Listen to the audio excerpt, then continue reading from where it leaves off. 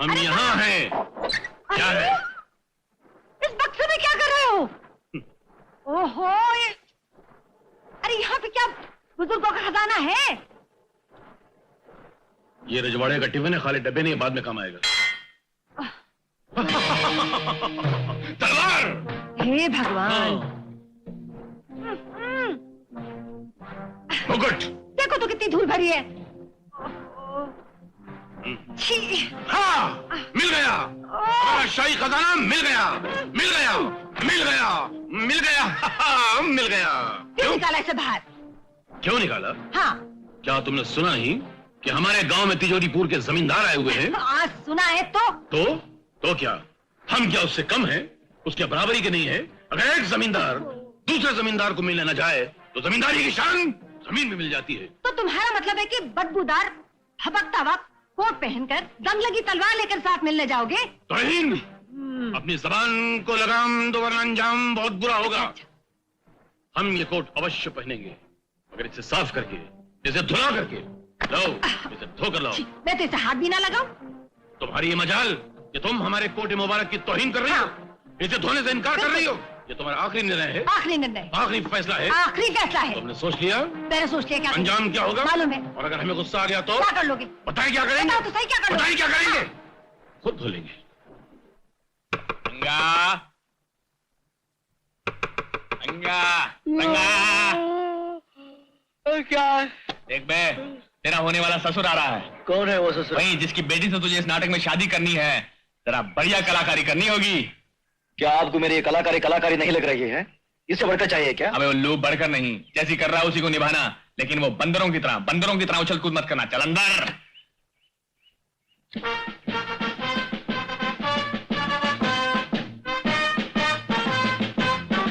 आइए आइए आइए। नमस्ते नामदेव महादेव राजगिरी महाराज, नमस्ते। कमाल है, आपको हमारे नाम का कैसे पता चला? कैसे नहीं पता चलता राजा साहब, आपके नाम की तो सारे गांव में धूम मची हुई है। विराज जी, ठंडा या गर्म क्या लेंगे आप?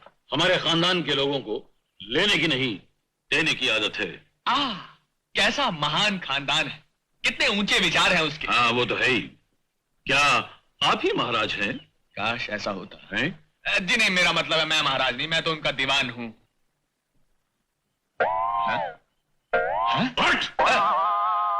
जाओ महाराज से कहो कि हम आए हैं।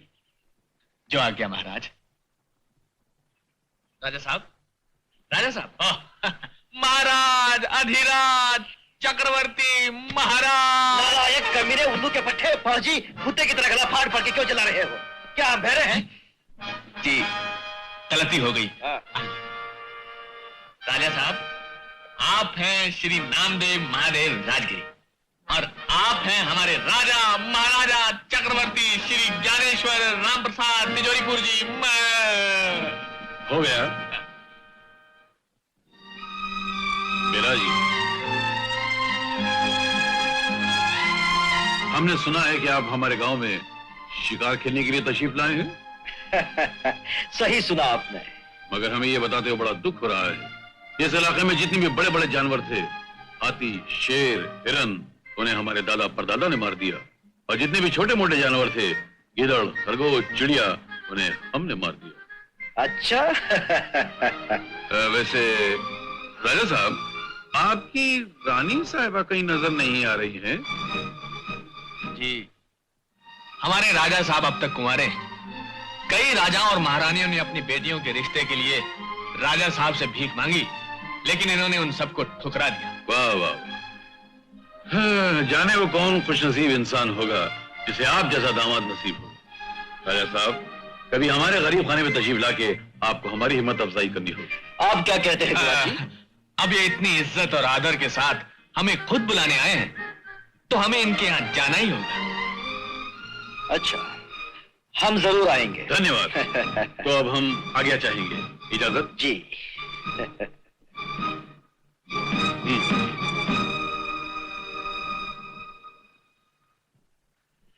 क्यों बे नालायक, उल्लू के पट्टे, गधे, पाजी, मैं कुत्ते की तरह गला फाड़ फाड़ के चिल्ला रहा था। जी गलती हो गई। गलती हो गई तो अंदर चल, मैं तेरी गलती ठीक करता हूँ।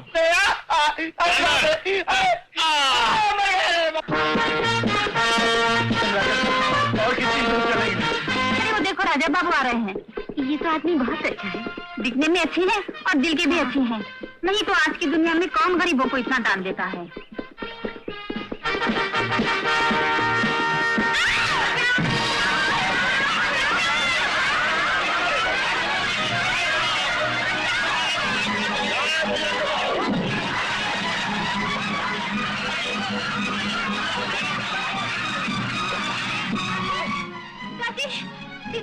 कुएं में गिर गई दादी।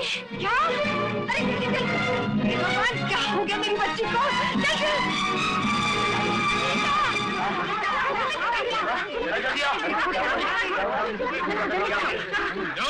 माँ, शुक्र है भगवान का, मेरी बच्ची की जान बच गई। आपका बहुत बहुत धन्यवाद।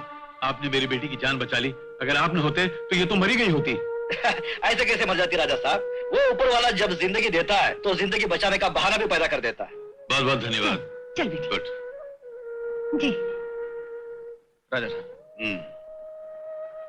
अरे अजीब किस्म के लोग हैं आप भी। कुएं के बाहर की जमीन चिकनी है, गांव में इतने सारे लोग रहते हैं, क्या आप लोग कुएं के अतराफ एक दीवार नहीं खड़ी कर सकते? लेकिन हम लोगों की इतनी औकात नहीं है राजा साहब। राजा साहब, आपकी दया हो जाए तो। हाँ, क्यों नहीं, जरूर दया करेंगे। लेकिन क्या आप हाँ कह देंगे तो दीवान साहब ना थोड़े ही कहेंगे? क्यों दीवान साहब? जी नहीं, मैं कैसे ना कह सकता हूँ। राजा साहब आप जरूर दया कीजिए, लेकिन लिमिट में थोड़ी थोड़ी। ठीक है, हम आप लोगों को 55,000 देंगे। राजा साहब की, राजा साहब की, राजा साहब की।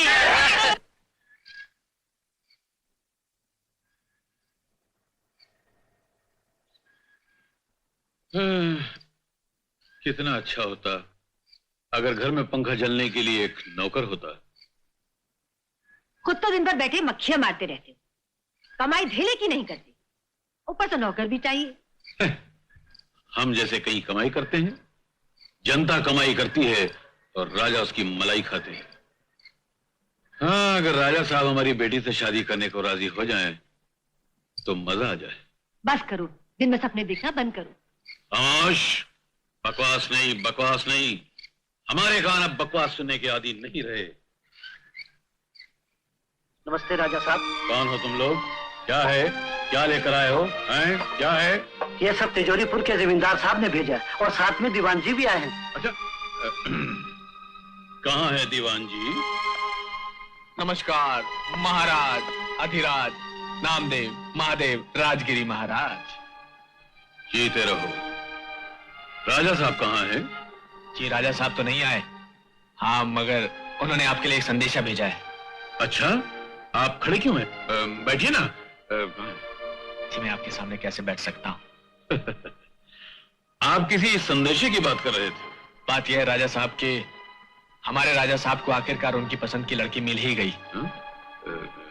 कहाँ मिली वो लड़की? जी इसी गांव में मिली है। इसी गांव में?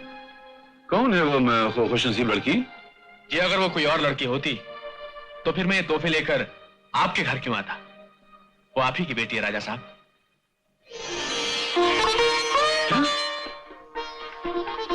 हमारी बेटी? क्या राजा साहब ने हमारी बेटी को पसंद किया है? वो हमारी बेटी के साथ शादी करना चाहते हैं। जी हाँ, अगर आप राजी हो तो। मैं राजी? दीवान जी अब क्या करें? मेरा तो खुशी के मारे ये हाल है कि दिल गेंद की तरह उछलकर कभी मुंह में आता है, कभी पेट में उतर जाता है। इससे बढ़कर हमारे लिए सम्मान की बात क्या है कि हमारी बेटी ब्याह कर विदा होकर राजा साहब के घर जाएगी। तो अगर आप इजाजत दे तो मैं शादी की तैयारियां शुरू कर दूं। आज्ञा दीजिए। हेलो बस। चलो।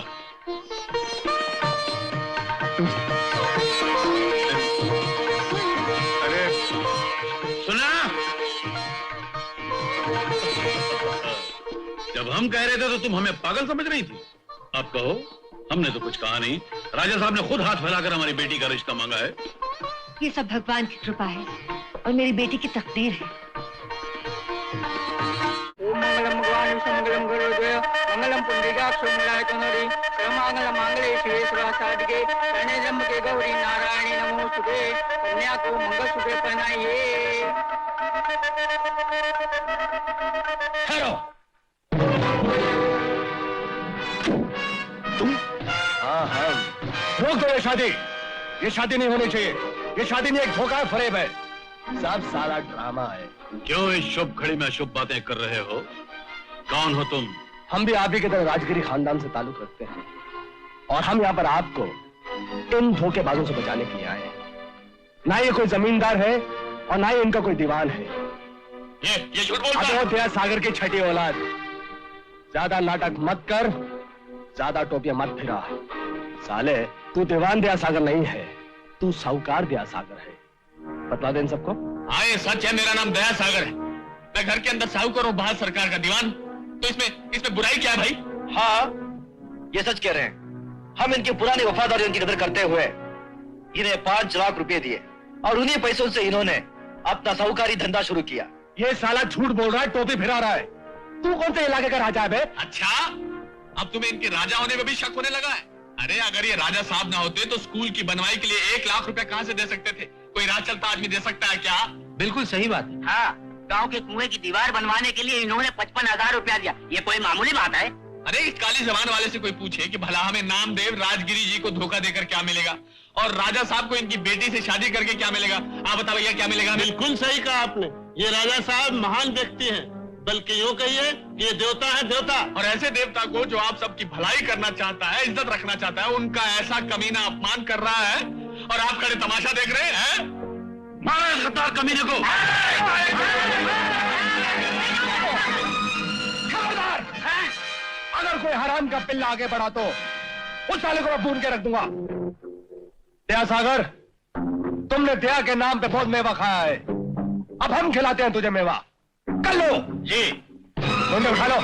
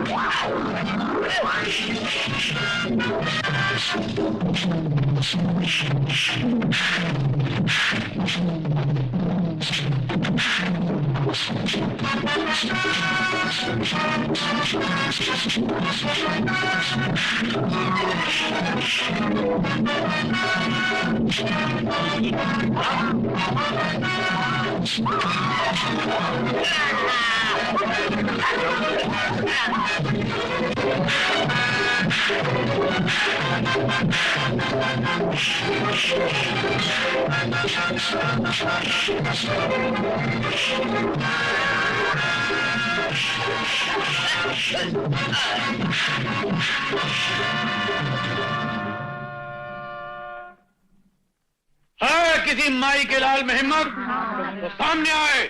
मैं इनकी गर्दन पकड़ के मुझे की तरह काट डालूंगा। राजा साहब, मैं सारे गांव वालों की तरफ से और नामदेव जी की तरफ से आपसे माफी मांगना चाहता हूँ और आपसे विनती करता हूँ कि आप लगन मंडप में आ जाइए और कन्या को मंगलसूत्र पहना दीजिए। मुझे भी बुलाइए। आप भी आइए, आइए आइए, सब लोग बैठ जाइए। शुरू हो जाओ। सर्वमंगल मांगल्ये शिवे सर्वासाधिके शरण्ये त्र्यंबके गौरी नारायणी नमोस्तुते।